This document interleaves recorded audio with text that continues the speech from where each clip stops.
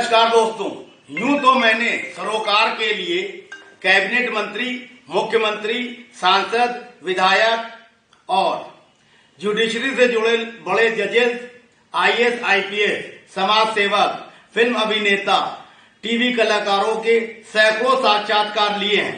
आज हम आपकी मुलाकात राजेश कुमार जायसवाल साहब से कराने जा रहे हैं, जो किसी परिचय के मोहताज नहीं है।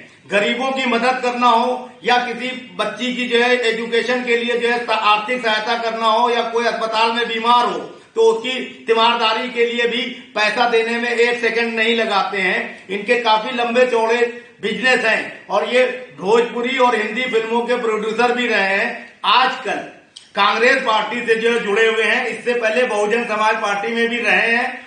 अब कांग्रेस के नेतृत्व में ये देश में राजनीतिक उथल पुथल को और मजबूती प्रदान करना चाह रहे हैं। इसके मद्देनजर रात दिन कार्यकर्ताओं और नेताओं से मिलने मिलाने का कार्यक्रम में व्यस्त रहते हैं।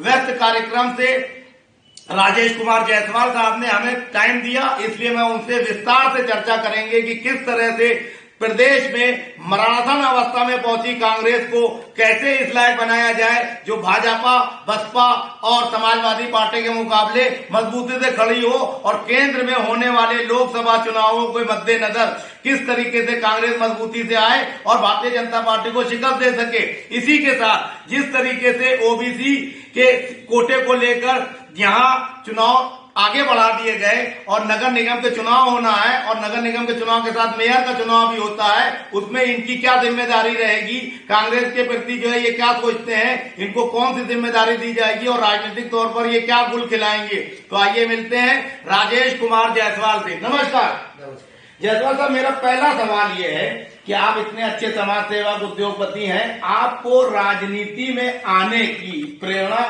कहाँ से? नहीं, राजनीति में भी अच्छे लोगों को होना चाहिए। मैं ये नहीं कहता सभी लोग गंदे हैं, लेकिन मुझे लगता है राजनीति में सिर्फ और सिर्फ अच्छे लोगों का ही प्रवेश होना चाहिए। इसी की प्रेरणा को लेकर पैदा लेते हैं। अच्छा, आप राजनीति में आए तो आप बहुजन समाज पार्टी की मुखिया मायावती, जो कि 4 बार मुख्यमंत्री रही और प्रशासनिक दृष्टि से अन्य मुख्यमंत्रियों के मुकाबले मजबूत मानी जाती रही, उनके साथ रहे, तो उनके साथ के अनुभव के बारे में बताएं।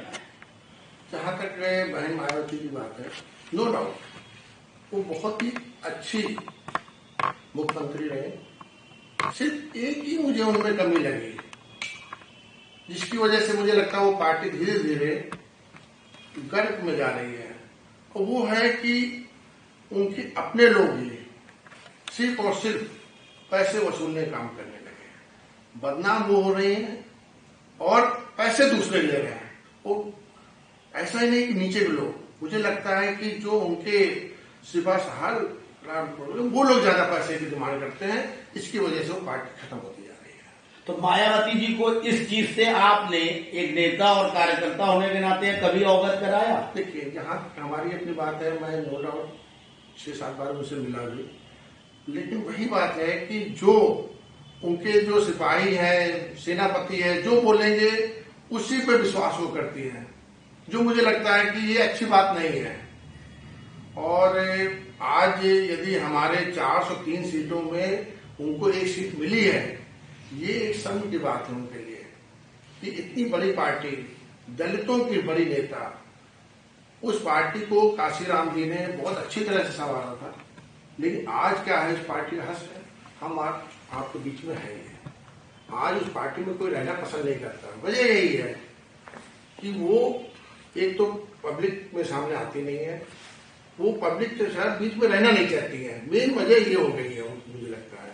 और जो उनके लोग हैं उनको तो सिर्फ और सिर्फ पैसा चाहिए। अच्छा, ये बताइए, कांग्रेस पार्टी जो है उत्तर प्रदेश में बहुत बड़ी पार्टी रही है, सालों साल शासन रहा है। इधर जो है 25-30 सालों से कांग्रेस हाशिए पे चली गई, इसकी आप क्या वजह मानते हैं? मैं सिर्फ ये मानता हूँ कि कांग्रेस एक ऐसी पार्टी है जो सिर्फ और सिर्फ सत्य पे विश्वास करती है। उसने कभी किसी चीज का ये नहीं बताना चाहा कि मैंने ऐसा कर दिया पेपर में या मीडिया में। वो सिर्फ काम करती है, वो दिखावा नहीं करती है, वो काम करती है और किसी को बताना भी नहीं चाहती मैंने इतने काम कर लिए। आज की जो पार्टी है, जो इस समय है समय सत्ता में, वो काम तो नहीं करती, दिखावा ज्यादा करती है। मुझे लगता है कि इस पार्टी में और कांग्रेस पार्टी में बहुत अंतर है। कांग्रेस पार्टी ने सिर्फ और सिर्फ बनाने का काम किया है और इस पार्टी ने सिर्फ बेचने का काम किया। एक सवाल का जवाब, कांग्रेस पार्टी ने बनाने का काम किया और इसने बेचने का काम किया भारतीय जनता पार्टी में, लेकिन 2 बार प्रधानमंत्री नरेंद्र मोदी केंद्र में सरकार बना चुके हैं। उत्तर प्रदेश में दूसरी बार योगी जी आ गए। तो क्या हमारे प्रदेश की जनता इतनी मूर्ख है कि वो ये नहीं समझ पा रही है कि जो बनाने वाला है उसको वोट ना देके बिगाड़ने वाले को वोट दे दीजिए? हम इसका भी आपको जवाब देंगे। ऐसा है कि ये, मैं साफ शब्दों में बोलता हूं कि जो बीजेपी आई, इसने एक ही उसने विहीन चलाया, वो है हिंदू और मुस्लिम। आज आप समझ नहीं सकते हैं कि हमारे बीच में जो कुछ साल पहले तक यदि हमारी होली होती थी तो मुस्लिम भाई आके गले मिलते थे, हमारे घर पे आके सिवाई पापा ये वो खाते थे। जब उनकी ईद बकरीद होती थी तो हम उनके घर जाते थे। ऐसा लगता ही नहीं था कि मुस्लिम है या हिंदू। लेकिन आज इन्होंने एक दरार बना दिया है बीच में, और मुझे लगता है कि ऐसा ही रहा तो आज नहीं तो कल हम लोगों के बीच में एक ऐसी दरार हो जाएगी कि ये हिंदू है या मुस्लिम है, हम लोग कहीं नहीं रहेंगे। और यही पोषण रही तो फिर से हम लोग को लगता है कि गुलाम हो जाएंगे। अच्छा, ये बताइए कि कांग्रेस पार्टी के युवराज राहुल गांधी ने कश्मीर से कन्याकुमारी तक जो है पद यात्रा निकाली और भारत जोड़ो, तो क्या भारत टूट गया है जो उसको जोड़ने की बात की जा रही है? जहां तक हमारे माननीय राहुल गांधी की बात है, उन्होंने कन्याकुमारी से कश्मीर की 3500 किलोमीटर की यात्रा निकाली। आज हमको या उनको सभी को लगने लगा है कि हम कहीं ना कहीं भारत टूट रहा है। भारत टूटने का मतलब ये नहीं कि भारत के टुकड़े हो रहे हैं। भारत के टूटने का मतलब ये हो गया कि हम हिंदू हैं, ये मुस्लिम है, ये सिख है, ये ईसाई है, ये सब अलग होते जा रहे हैं। और इस अलगाव को समाप्त करके फिर से एकजुट होना, जो हमारे बुजुर्गों ने सिखाया है, जो हमारे बड़ों ने सिखाया है कि हम सबको एक साथ रहना है, जो हमारे संविधान ने सिखाया है कि हम सब एक साथ रहें, उसको जोड़ने का काम राहुल जी कर रहे हैं। तो भारतीय जनता पार्टी संविधान को नहीं मानती है? सर, मुझे तो लगता है एकदम नहीं मानती हूँ। भारतीय जनता पार्टी की बात करेंगे तो उसका बस चले आज की तारीख में तो हर एक आदमी को गुलाम बना ले। अच्छा, ये बताइए, उत्तर प्रदेश में जो है सत्ता में जो है योगी जी हैं, अब नगर निगम के चुनाव होना है। कांग्रेस पार्टी वोट प्रतिशत में जो है अभी फिलहाल सबसे पीछे है, सपा बसपा और भाजपा के बाद चौथे नंबर पे, 5वें नंबर पे आती है। तो आपको क्या लगता है कि राहुल गांधी की भारत जोड़ो यात्रा से सकारात्मक असर पड़ेगा और ये नगर निगम के जो उत्तर प्रदेश में चुनाव है इसके कोई परिणाम देखने को मिलेगा? सर, ये जो भारत जोड़ो यात्रा है इसमें सकारात्मक परिणाम की बात ही छोड़ दीजिए। ये तो ऐसी रैली है, ऐसा हुजूम है, मीडिया ने नहीं दिखाया। आपको हो सकता बुरा लग रहा हो, आप मीडिया से हैं, आपको हो सकता बुरा लग रहा हो। हम लोगों ने तो अभी यूपी की यात्रा करी 3 दिन की, तो लोनी से चल करके और फिर बागपत होते हुए हम लोग करा। तो मुझे लगता था कि पैदल चलना भी मुश्किल हो रहा है। लाखों लोग पूरी रोड पे रहते थे। मीडिया ने क्या दिखाया, आप लोगों ने क्या दिखाया? मैं ये नहीं कहता कि आपकी कोई मजबूरी थी या नहीं थी, मैं नहीं इस विषय में बात करूंगा। मुझे ये इतना जरूर पता है कि यदि आप दिखाएंगे, ज्यादा आप दिखाएंगे तो आपका लाइसेंस तुरंत जब्त हो जाएगा। कैसे हो जाएगा ये आपको भी पता है, क्यों हो जाएगा ये आपको भी पता है। तो आपको सिर्फ वही दिखाना है जो ये सरकार चाहती है। नहीं, हमारा न्यूज़पेपर है, चैनल है, हम तो कभी जो है किसी से मोदी से नहीं डरते हैं, ना अमित शाह से डरते हैं। आप जो वक्तव्य जनहित में देना चाहते हैं इस पे दीजिए, एक शब्द नहीं कटेगा, एज इट इज जाएगा। किसी के खिलाफ आपकी बात को मैं काट रहा हूँ, मैं किसी से नहीं डरता हूँ। मैं ऐसी पत्रकारिता करता हूँ जो वास्तविक पत्रकार है। 650 वीडियो आप चेक कर लीजिएगा। हम राहुल गांधी के ना भक्त हैं ना मोदी के भक्त हैं, हम संविधान के भक्त हैं, हम राष्ट्र के भक्त हैं, हम जनता के भक्त हैं। तो आप इस आरोप को जो है यहीं पे मैं खारिज करता हूँ। आप बोलिए जो बोलना चाहते हैं। शिवराज भाई, हम सैकड़ों जो पत्रकार हैं या मीडिया है या चैनल्स वाले हैं, मैं सबकी बात नहीं कर रहा हूं। मैं खुल के बोलता हूं कि चाहे वो आज तक हो आपका, ये क्या कर रहा है, ये क्या कर रहा है, सिर्फ इन्हीं को ही दिखाते हैं। आज यदि मोदी जी किसी यात्रा में चले जाते हैं और उनकी यात्रा में 500 लोग होंगे तो ऐसा दिखाएंगे कि 5 लाख आदमी साथ चल रहा है। आज राहुल जी के साथ 5 लाख लोग चल रहे हैं तो वो पहली बात तो दिखाएंगे नहीं, और यदि दिखाएंगे भी तो दिखाएंगे 500 लोग चल रहे थे। यही अंतर है। क्योंकि अच्छा दूसरा ले लीजिए आप, यदि हम बढ़ चढ़ के बोलेंगे एज ए नागरिक, इस देश के यदि हम नागरिक हैं, आज हमको लगता है मेरा अधिकार छीना जा रहा है, हम डरे हुए हैं। क्योंकि कहीं ना कहीं लगता है कि यदि हमने बोला सरकार के अगेंस्ट में, मैंने अपनी सख्त बात बोली इस प्रशासन के अगेंस्ट में या इस सरकार के अगेंस्ट में, तो कहीं ना कहीं लगता है कि यहाँ पर एक बुलडोजर बाबा आ गए हैं, वो हमारा नुकसान कर देंगे, कहीं ना कहीं मेरा अहित करेंगे ही करेंगे। मैं आपको बहुत छोटी गीता में लिखा है कि सत्य का साथ देना चाहिए, असत्य के खिलाफ सत्य की जीत होती है। भगवान राम भी कहते हैं, भगवान कृष्ण भी कहते हैं। तो इस पे एक हिंदू होने के नाते, एक भारतीय होने के नाते आपको यकीन है क्या? सर मुझे पूरा यकीन है कि आप सत्य के साथ रहेंगे तो आज नहीं तो कल उसका फल आपको मिलेगा जरूर। मैं आपको बहुत छोटा सा उदाहरण देता हूँ। मेरी छोटी सी गैस फैक्ट्री है, आपने देखा होगा 2021 पे कोरोना के टाइम पे बहुत ऑक्सीजन गैस को लेकर हाहाकार मचा हुआ था।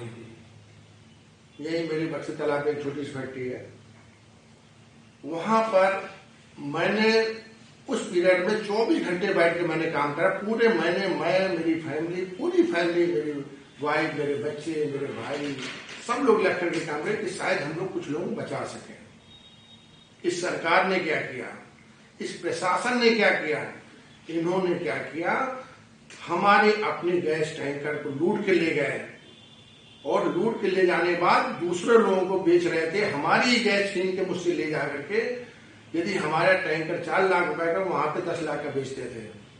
और मैंने सत्य का साथ देने के लिए पूरे प्रशासन के अगेंस्ट में, जो हमारे यहाँ के मुख्यमंत्री जी हैं माननीय योगी नाथ जी, उनके जो एक सिपाही सेनापति, बहुत नाम सुना होगा, अवनीश अवस्थी जी, उन्होंने जब ऐसा काम किया, मैंने पहले तो उनको पत्र लिखा, जब उन्होंने भी कुछ एक्शन नहीं लिया तो उनके कहने से सब हुआ था, तो मैंने उनके अगेंस्ट जाकर के हाई कोर्ट में उनके अगेंस्ट चला गया।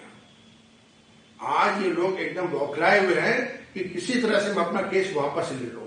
आप वापस लेंगे? नहीं लेंगे, तो मुझे भी लगता है कि क्या करेंगे ये मेरा क्या करेंगे, बहुत ज्यादा ये करेंगे तो ये मुझे किसी केस में फंसाएंगे, जेल पहुंचा देंगे।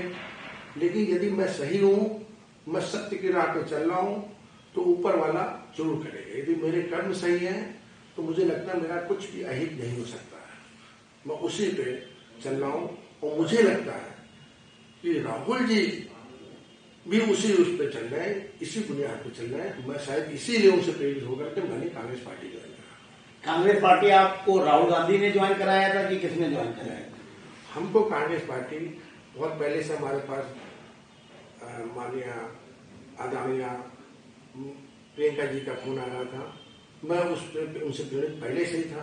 बाद में यहाँ पर हमारे प्रशासन अधिकारी यहाँ पे जो उन्होंने बना रखा है, दिनेश सिंह जी हैं, उन्होंने, हमारे प्रांतीय अध्यक्ष हैं नकुल दुबे जी, उन लोगों ने मुझे यहाँ की पार्टी ज्वाइन कराई। नकुल दुबे से मेरी बात होती है, वो तो जो है अभी बसपा से ही कांग्रेस में आए हैं, तो वो तो ये कहते हैं कि जो है कांग्रेस में भी बहुत गुटबाजी है, इस पे क्या कहेंगे? सब कौन सी पार्टी में गुटबाजी नहीं है, कौन सी पार्टी में नहीं है।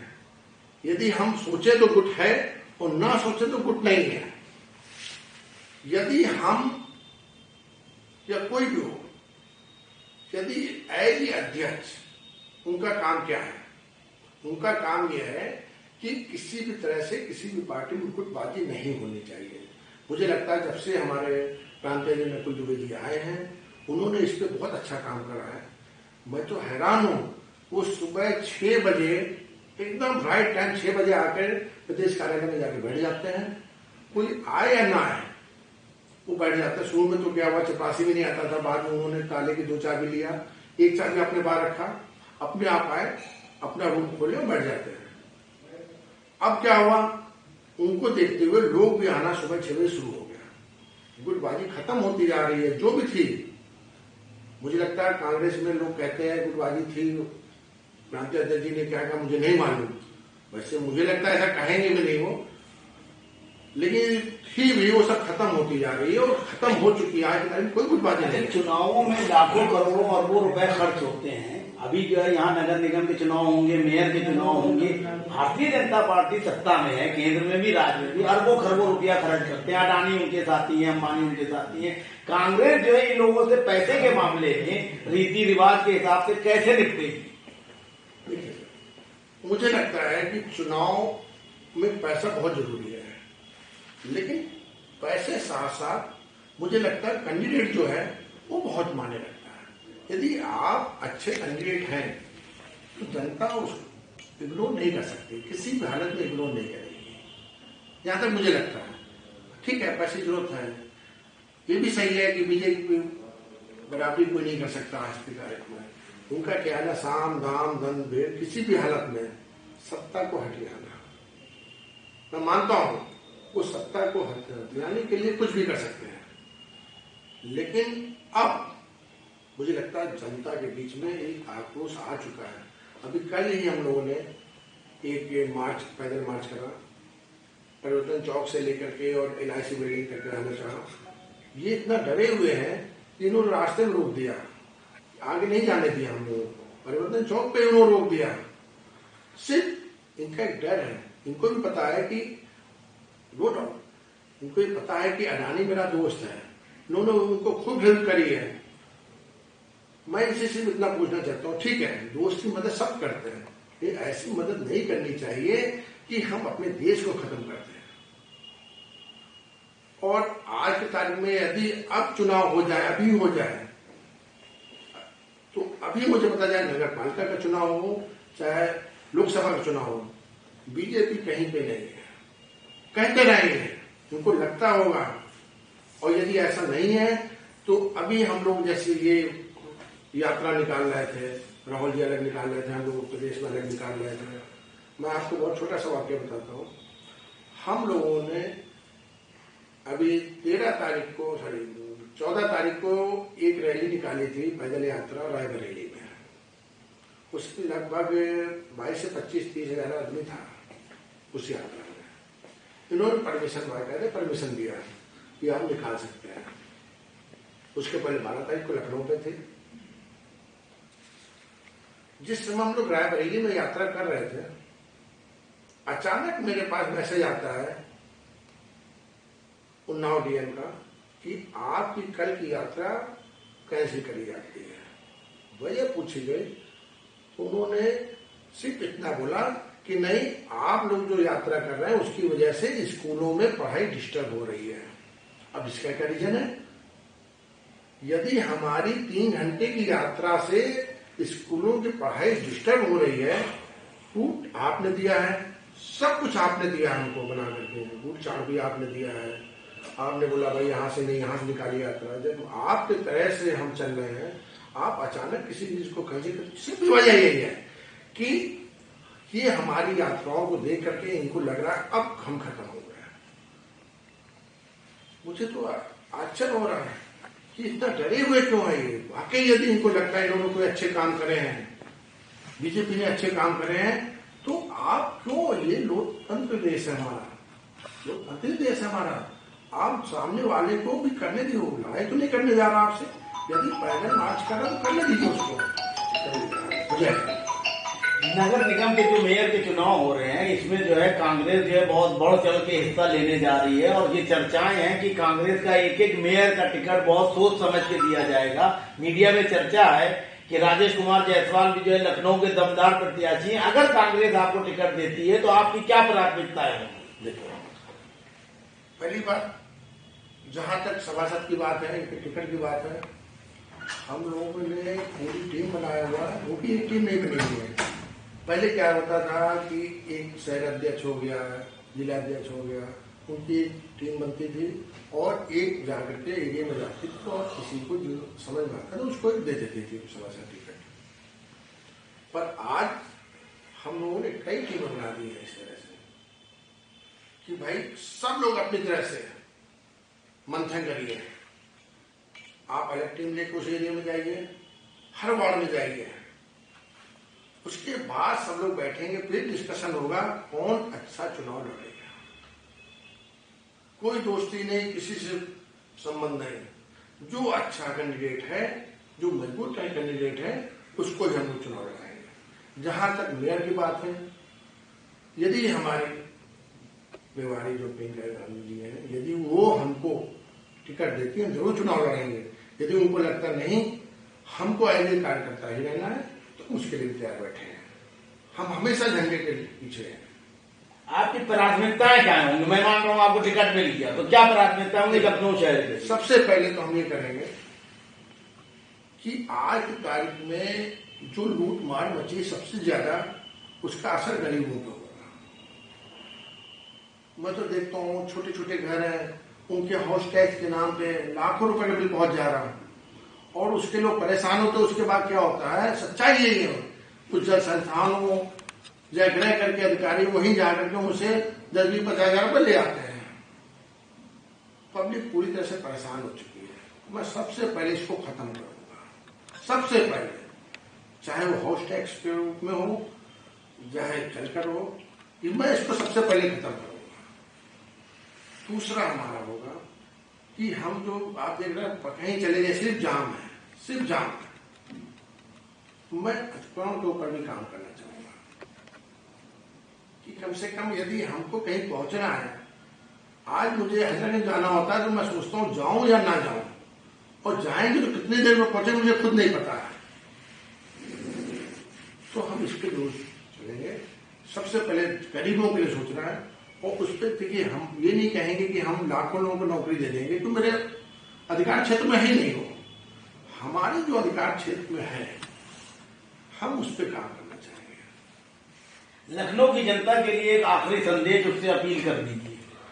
लखनऊ की जनता को हम एक ही अपील करना चाहेंगे या निवेदन करना चाहेंगे कि इस बार सिर्फ और सिर्फ सोच समझ करके वोट दें।